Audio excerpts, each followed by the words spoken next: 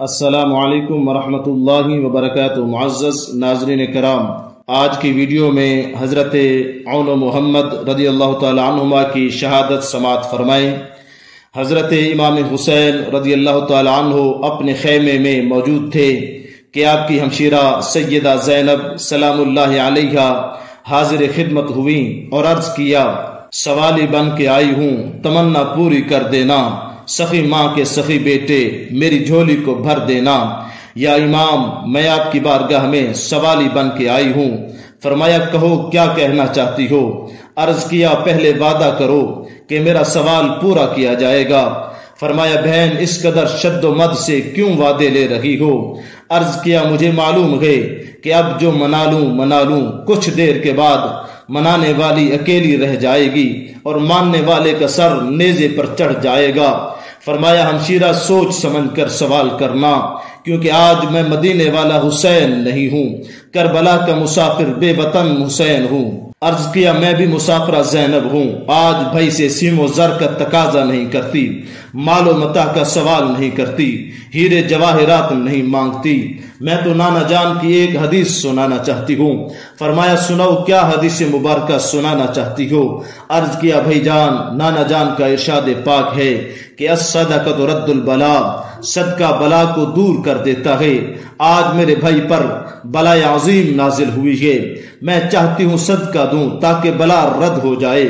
اہل بیت اطہار کی عظمت و طہارت پر قربان جائیں، جنہیں مصائب و آلام میں بھی احادیث مصطفیٰ صلی اللہ تعالی علیہ وسلم کی تعمیل مقصود ہے۔ فرمایا، ہمشیرہ مسافرہ ہو، بے وطن ہو، کیا صدقہ کرو گی؟ عرض کیا، بھائی بلا بھی عظیم ہے، میں صدقہ بھی عظیم کروں گی۔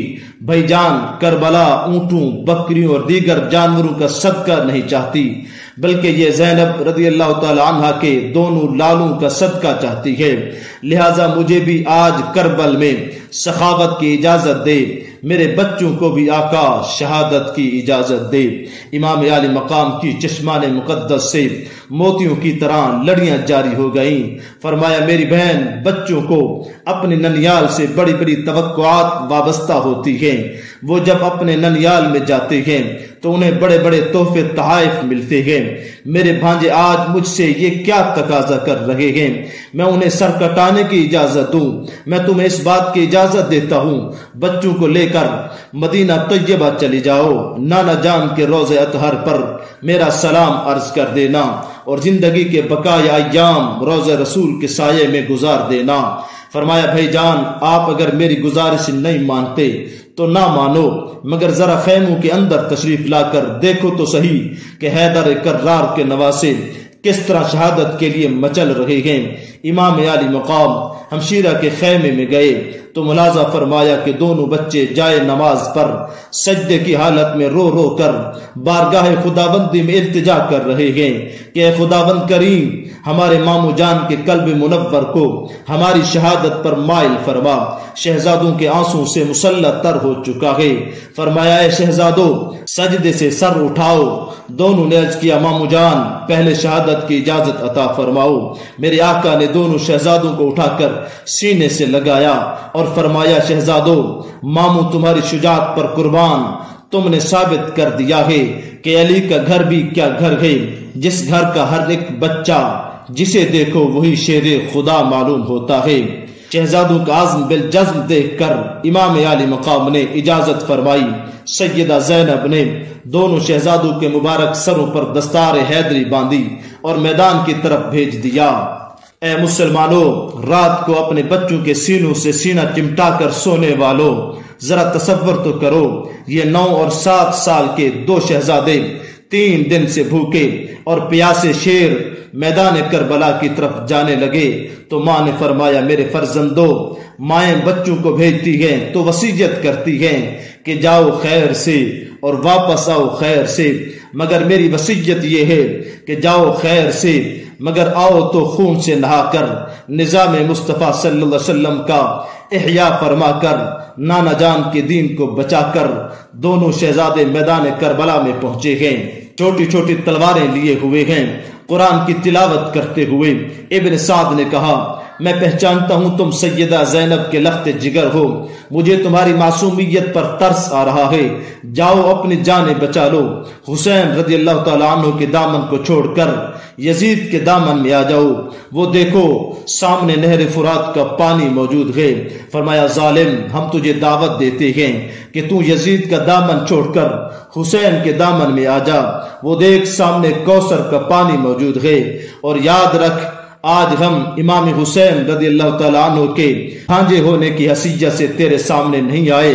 اس نے کہا اگر تم حسین کے بھانجے نہیں تو کون ہو، اپنا تعارف کراؤ۔ بچوں نے فردن فردن اپنا تعارف کروایا۔ شہزادہ عون رضی اللہ تعالیٰ عنہ نے فرمایا بت توڑ کے کعبے کو صفا کر دیا ہم نے، رن میں حق و باطل کو جدا کر دیا ہم نے، بندوں کو طلبگار خدا کر دیا ہم نے، اسلام کی عظمت کو بلند و بالا کر دیا ہم نے، چہروں پہ ہمارے گئے حسن ازل کی تنویر، ہم ہاتھ اٹھا دیں تو بدل جاتی ہے تقدیر۔ شہزادہ محمد رضی اللہ تعالیٰ عنہ نے اپنا تعارف کروایا کہ تقسیم ہوئی دولت دین گھر سے ہمارے، شاہوں کو ملا تاج و نگین گھر سے ہمارے، ہے چند قدم خلد بری گھر سے ہمارے، پڑھتا رہا جبریل امین گھر سے ہمارے، محمد کے نواسے گئے وطن دور ہمارا، آدم سے جو پہلے تھا وہ تھا نور ہمارا۔ دونوں شہزادوں نے مبارز طلب فرمایا، دشمن مقابلے پر آیا، ایک شہزادے نے دائیں دوسرے نے بائیں طرف سے جنگ کرنا شروع کر دی تو لاشوں کے انبار لگا دیے ہیں، سینکڑوں کوفیوں کو واصل فی النار کرتے ہوئے ابن سعد کے قریب تر پہنچے ہیں۔ اچانک بڑے شہزادے کے سینے پر تیر آ لگا، وہ بے ہوش ہو کر زمین پر تشریف لے آئے۔ چھوٹے شہزادے جھک کر ان کا خون صاف کرنے لگے اور تیر کھینچنے لگے۔ شمر لعین نے آواز دی اگر بچنا چاہتے ہو تو اب بھی اسے چھوڑ دو اور ہمارے لشکر میں آ جاؤ۔ للکار کر فرمایا او ظالم، لاش بھائی کی چھوڑ کے جانا شیوا نہیں اہل وفا کا، برداشت کروں گا اپنے بدن پر جو بھی آئے گا تیر قضا کا۔ شمر آگے بڑھا، تلوار کا وار کیا، سر تن سے جدا کر دیا ہے۔ دونوں شہزادے شہید ہو گئے ہیں، انا للہ و انا الیہ راجعون۔ شمر نے آواز دی حسین آؤ اور اپنے بھانجو کو لے جاؤ۔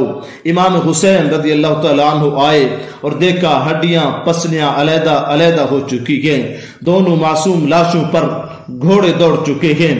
دونوں کی ایک گٹھڑی بنا کر سیدہ زینب رضی اللہ تعالیٰ عنہ کے پاس لائے تو دیکھا سیدہ آنسو بہا رہی ہیں۔ فرمایا بہن کیوں آنسو بہا رہی ہو، کیا شہزادوں کی شجاعت کی داد نہیں دو گی؟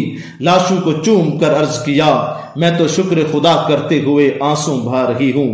سیدہ زینب نے عرض کیا بھائی جان دونوں کو میدان کربلا کی نظر کر دو، کیونکہ میں نے صدقہ دیا تھا اور صدقہ دے کر واپس نہیں لیا جاتا۔ اب میں ان سے ملوں گی، ضرور ملوں گی، مگر میدان محشر میں حوض کوثر پر نانا جان کے پاس ہی ملوں گی۔ اللہ رب العزت کی بارگاہ میں دعا ہے کہ اللہ رب العزت ہمیں دین متین کی احسن طریقے سے سمجھ عطا فرمائے، آمین۔ وما توفیقی الا باللہ۔